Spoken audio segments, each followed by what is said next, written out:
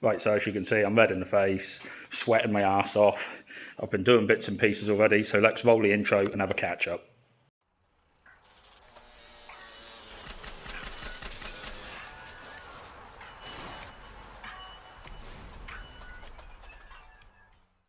Okay, so I hadn't actually planned on doing a video today, but things have come on leaps and bounds and I've got a lot further than I actually thought I would.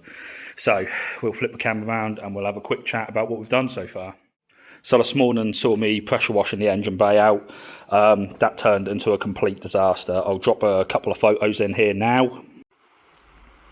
But as you can see by those photos, everything went from, well, good to bad to worse, whatever way round you want to call it. So, engine bay, as I started pressure washing, it started blowing bits of rust off. I've attacked it with a wire wheel. As you can see, it looks all pretty here now. This is literally this morning's work, so it's not perfect, it's far from perfect, but all I've done is go around with a wire wheel, knock the worst of it off. I then went in with some sandpaper, smoothed it off, rust neutralizer, high build primer, and I've ended up repainting both inner wings. I mean, if we zoom in, it's not perfect. It's a works van, it's not meant to be perfect, but this is a damn sight cleaner than it was, and I'm actually really chuffed with this. I've also just done exactly the same on the subframe, because the subframe had a lot of scabbage. You can still see the scabs, but hopefully this stops them from getting worse. So again, that was just the surface knocked off with a wire wheel. But so I talked about in the last video, my MOT tester said I needed to replace both front brake lines. So I haven't really had a look at them yet. That was supposed to be my next job, but I did realise something. There's a lot of noise when doing this engine conversion that the turbo on the back there hits the bulkhead. And I had a mild epiphany that there's no point in me doing both front brake lines, which one of them comes across the back there obviously, and the other one luckily just shoots under there. But there's no point in me doing that if I've got to chop part of this bulkhead out. So I'm not actually sure how much has got to be chopped out, if any, but the only true way to know is by test fitting the engine. So at the moment, all I've done is I've just chucked the DT box on. There's no clutch, there's no nothing inside of that. We haven't even swapped the fork over. This is just to dummy it in, and then I'll get a good idea of if I've got to chop that bulkhead out and how much I've got to chop. So, no time like the present. I'm not going to swing this in on camera because I don't feel the need to be honest. But I will show you if there's any clearance issues at the end. Probably should have took that exhaust pipe out too. Yeah, hopefully that doesn't cause me problems as well. But yeah, we're going to try and swing the engine in and see what issues unfold. Hopefully I won't destroy these lovely fresh chassis legs now. That'd be a bummer. Okay, so after an hour of struggling, finally got the engine in. You can see the sweat pouring off me. To say it's tight in the engine bay would be an absolute understatement. Side to side and between the chassis legs seems just as tight as what 306 is, but when it comes to subframe and the bulkhead, there isn't a lot of clearance, but there is clearance. So I haven't actually got to chop the bulkhead about in order to make room for the turbo. Now I'll drop a couple of photos in here, and as you can see, this is my mate's Peugeot Partner. He did exactly the same swap, and yeah, he found that he had to chop the bulkhead. Now I'm not sure if that's down to the donor vehicle he used. As you can see, it looks like it's either an early Xantia lump or a 406 lump. So again, I'll chop the photos of his engine in here. And yeah, you can see he did it in that lovely yellow colour and stuff like that, and it looked the absolute part. But he did have to clearance the bulkhead, and it's looking like I haven't got to, so well chuffed with that. Unfortunately, I have marked the engine bay quite a bit, putting the lump in, so I'll have to tap that up again. But let's flip the camera around and we'll have a quick look. So yeah, as you can see, she's now in. So I was fighting for clearance. Annoyingly, smacked the oil filter, so I'll end up having to put a new oil filter on there. And I did find that the diff casing is extremely close to the subframe. So when I kept on putting it in a minute ago, I did still have the downpipe in, which the downpipe was causing me issues in the back there. Took that out, and it stopped the engine resting on that, and then it moved to the engine was resting on the clutch cable, in between the clutch cable and the diff casing. So I don't know if that was just as I was trying to lower it. To be fair, maybe that was just when I was trying to lower it down. So I did have it on the mount, but it was stuck on the cable, so it tilted the engine at a funny angle. But now we're on the top two mounts. We have a look down the back. Oh, we've actually got plenty of room down there. Jesus, I could even fit a bigger turbo. But yeah, so we've got clearance. That I'm well chuffed with. So for anyone replicating this swap, just to give you some known details, that's a ZX or a 306 XUD setup, same as the gearbox. And then the GT15 on the back is exactly the same. That would be a 306 or a ZX setup. But I'm chuffed with that. So we've got it in, we know it fits. Now I've got to take it back out. I've got to finalise gearbox and clutch setup. Well, now I know the engine fits. I've still got to do these two front brake lines, and looks like I'll be sorting that damage out from swinging the engine in. That's embarrassing. I've actually slipped off the engine crane, and yeah, the engine mount come down and struck the side of the chassis. So that was a little bit embarrassing, but accidents happen and I didn't hurt myself. Okay, so back on for day two, starting things off steady. I need to start stripping down the DW8 to recover the loom off it. This thing's like bloody spaghetti junction. There's sensors for days on this thing. Half of them, I'm not even convinced they're ever going to do anything again. Like inertia switches and stuff like that. I'll probably just wire that out. But yeah, hair pulling kind of day. You can see why I prefer the XUD, because 3 wires to start an engine versus that. But yeah, so I've took the inlet manifold off now. Started disconnecting bits and pieces, but there's some real weird stuff going on here. Like this. There's 2 pipes which come from the fuel return, so from this injector to the filter, and then down to a solenoid. Well, why it would have a solenoid on it, I do not know, but hopefully that's something we can literally just remove without upsetting the ECU too much. You can see I need to clean this as I go as well, and there's probably a couple of plugs like this one which I've got to replace, which got severed when engine went boom. So yeah, we're going to have a bit of a long day on this one. Right, so that took a lot longer than planned to actually get that loom off. I've got it on the deck here now, so she's all labelled up and everything like that. I've gone ahead, I've ripped the gearbox off the DW8. Annoyingly, I got the gearbox off, and it looks like where there's been a catastrophic clutch failure in the past, it's chewed right into the fork. So I've actually scrapped the idea of using the fork from the DW8 box now, and I'm going to go straight over to using the fork from my 2-litre HDI box. And of course, 2-litre HDI box decided to fight me all the way. So anyone who's familiar with moving the boxes and stuff will know that getting the pins out of these is an absolute nightmare.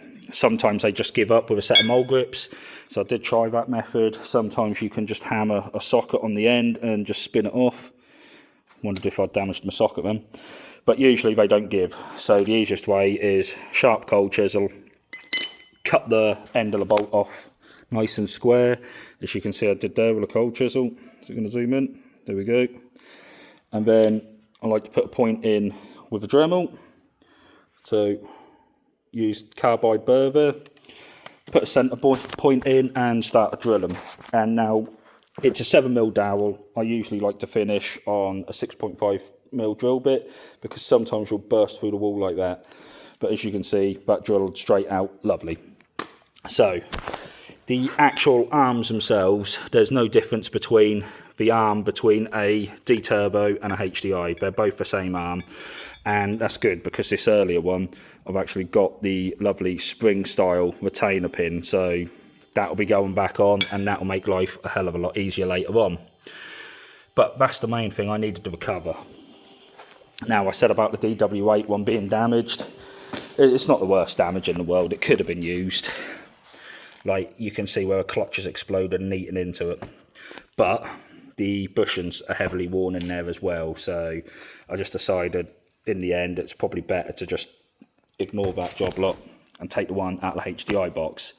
Not only that, but today everything that comes off this DTurbo box will go back into the HDI box, because that will be a converted unit for later on if I ever want to use it. The only other thing to note is usually these bushings are different. I say usually they're different because it looks like when somebody did a clutch replacement with the ZX engine, which it did have a very new clutch in it, somebody's replaced this top bush and actually put a 2 litre HDI one in. Doesn't sound too critical, but when you actually look at them, because of the push and pull type, for some reason the meat moves from one side to the other. So this one typically should have these like little holes on this side and the fork would be over that way.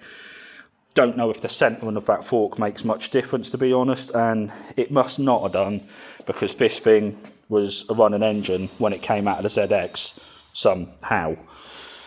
But yeah, so I've got to pop this gearbox back off. Everything to convert the gearbox is basically going to be that fork straight into there. So I'll pop these bushings out, and then I no longer need all this doohickey on the front. That can come off, be unbolted, and I will exchange that onto that HDI ready for later on.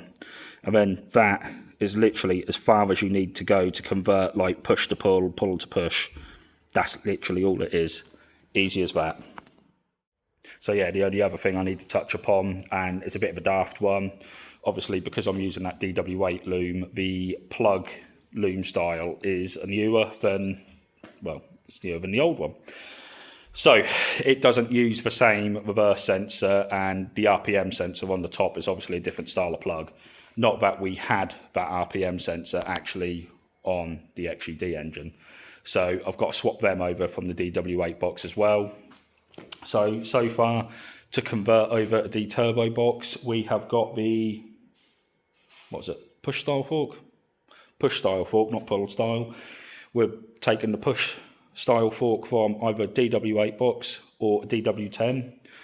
We're taking the RPM sensor off the top of the DW8 box, and we're taking the reverse sensor off it as well. The only other thing I've not touched upon there is obviously the speedo drive. So the speedo drive unit on the back has to be swapped over too, which actually entails having to swap the gear out of the back of the box as well. But it's pretty self-explanatory stuff. Nothing here is overly difficult. As long as you remember to do it, it's easy stuff. So, right, I'm going to go away and I'm going to crack on with that, and then I will show you the box at the end. Another thing that's been making me slightly nervous about this whole Citroen Evasion setup to try and get a RPM counter working with the DW8 stuff. I didn't actually know what the thrust bearing situation would be like. So as you can see, these two are very different. I went ahead and I ordered a brand spanking new 2 litre HDI thrust bearing or release bearing. So this is exactly the same as what's used on the DW8 box over there as well. This is the one which comes with the Citroen Evasion, and as you can see, the thing's like double the size. So luckily these wings which locate it onto the fork are far too large. I did have a gut feeling this would be the case, so hence why I ordered that. But if you compare the face of the bearings as well, you can also see the Citroen Evasion one is much larger. So there's a little bit of room for concern there. I'm gonna basically assemble all this up, and then I'm gonna measure the center hole when it's closed down for the fingers. So you can see on the DW8 over there, we'll quickly go over. So on the DW8, it looks tiny in comparison, and when we measure it, well, I've already measured it off camera, that's roughly 25mm hole opening. Now, I can't just measure the clutch cover while it's off the vehicle, because you've got to remember, once you put a friction plate in here and bolt it all down to the flywheel, these fingers actually pull inwards, so this hole will close up, and then that's going to be the point where we need to measure it. So we'll basically find out in a few minutes whether or not all this theory is going to play through, or whether I've just ended up bust on clutch setup. So got to go away, got to figure it out, got to see what I can do here, and yeah, I'll be back in a couple of seconds once that is on that flywheel. Just got to find my clutch centering tool. Wish me luck. Right, well, I've managed to get the gearbox and everything on, so I've now swapped all the auxiliaries over, so the box is literally complete. That's speedo drive, the reversing sensor for the new DW8 loom, I can't even remember what else is on there, the RPM sensor and stuff like that. All those fiddly little bits are now swapped and done. However, I have now run into an issue which I sort of anticipated it a little bit. It's been playing in the back of my head, and that is that the pressure plate was a damn sight larger than like the DT ones and stuff like that, and so my fear was, would it contact anything in the bell housing? Well, I've now got the gearbox on, gone to turn the engine over via the crank pulley, and it's locking up. So yeah, that means basically all this clutch setup has been in vain and for nothing, so it's all money wasted. Yeah, I've now got to go away and sort of evaluate that. I think I will now go down the route of what I originally said, the DW8 flywheel, though I now need to buy a new one as well. So it'll probably be DW8 flywheel alongside the, trying to think now, alongside getting the clutch hybridized. So as you can tell, I'm a bit pissed off, but this is what happens when you modify vehicles. Doesn't always go to plan, as we can see. So to take away from this, yeah, I mean, I need to make sure first that it is the clutch contact, and so I'll be taking the gearbox back off again now, and then I'll attempt to turn the engine over. I mean, if the engine doesn't turn over once that's off, cooked somewhere, which is not good. But after I did the cam belt, I turned the engine over a few times, and I know it does spin freely, so I just got to have a look at it. I do suspect it is that clutch cover, so this is what happens when you experiment with things. I'm pretty certain somebody has probably done this in the past, but just not documented it, so at least I can say I've documented it, and hopefully you guys don't make the same fuck up as I just have, because it costs a lot of money. Right, so that's all the clutch back off. Engine turns over freely again. That's good news on the behalf of the engine. Had a quick look, and there's a small notch mark just in there, and you can see just there where basically one of the wings on the flywheel hit straight away, and then I'm guessing that must have been the cover plate as well hitting. So luckily that's nothing to worry about. The castings on these are pretty thick, but now it's back to the drawing board for me. So I'm trying to sort of think what to do next, to be honest. Had a look online, annoyingly can't find a DW8 flywheel with the wings on it. So having a look for Peugeot Partner and Citroen Berlingo, I can't find the right flywheel. Seems like either all of them get damaged, or there's a variant of them without the wings, which is even more frustrating. So yeah, looks like I might be bust on that idea. I'm bust on that idea. I think the only thing to truly do, to be honest, is to put the DT fork back in there and we go back to DT clutch. I just have to suck it up that I don't have an RPM counter. So yeah, unfortunately for me, it is what it is. I probably will go back to a DT clutch now because I need this thing on the road. I can't really spend any more time trying to scramble over bits and pieces. I've got a brand spanking new DT clutch still sitting here, so makes sense to put it to use, right? Don't get me wrong, I'm absolutely wounded that I'm not going to have an RPM counter. I'm still going to try and explore another way of doing it later on. Whether or not I can bypass the ECU for the RPM output and use the original DT clutch, I don't know. DT clutch, the original DT RPM pickup. But that's something to be figured out later on. So I think what I'll actually end up doing is I will put the pickup for the RPM counter for the DT back on the block, just so I'm prepared for the future. And then, yeah, I may look at trying to piggyback it in somehow.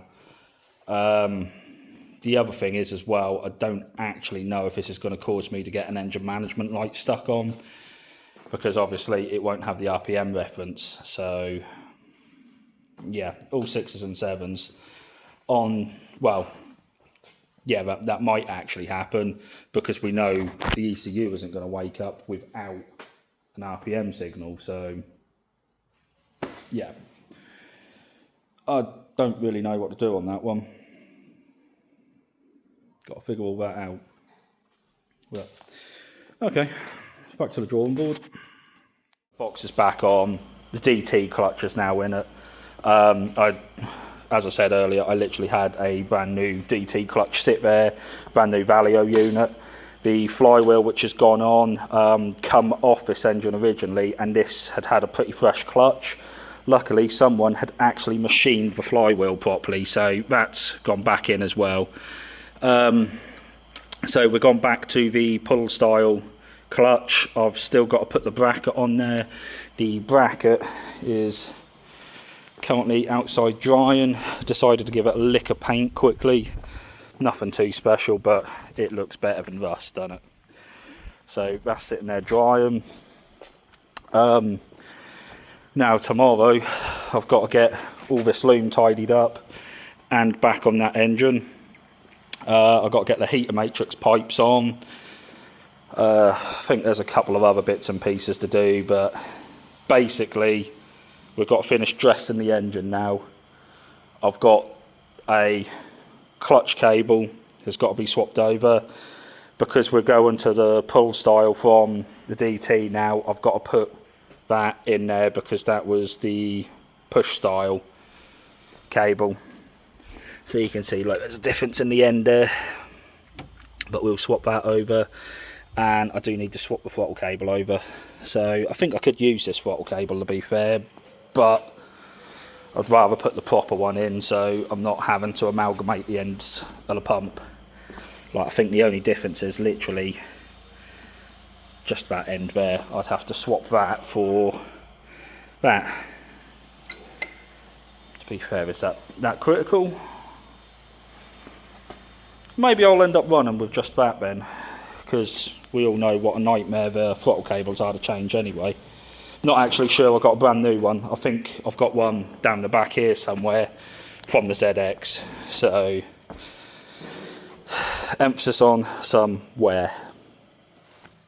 But yeah, so I think that's going to be it for this video. As you can see, well, as you've seen, the Citroen Evasion clutch has been an absolute bust situation. Tried to do something different. Thought I could bring something different to the table. Unfortunately, I failed in this instance. But unless you try, unless you piss around with stuff, you'll never know. So, I mean, for now, that is going to be it on this video. Cheers for putting up with whatever the hell this was today. But yeah, I'll catch you later, guys. Oh. There goes Logan. I'll catch you later, guys. Give me a like and subscribe if you wouldn't mind. It might soothe some of the burn and the pain from that. And yeah, I'll catch you later.